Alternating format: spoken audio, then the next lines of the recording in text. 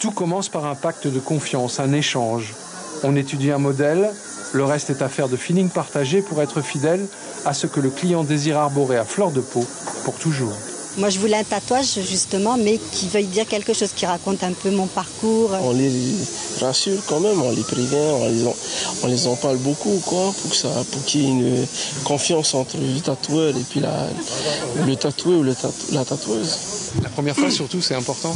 Surtout, ouais, il faut bien discuter. Pendant une semaine, 21 tatoueurs ont travaillé sous les yeux du public. Beaucoup de jeunes, de nouveaux venus, qui n'attendent plus de longues années pour s'imposer. La plupart de ces jeunes-là, ils vont quand même à l'école, au centre des métiers d'art. Ils sortent de là et d'autres, ils ont appris sur le tas. Voilà.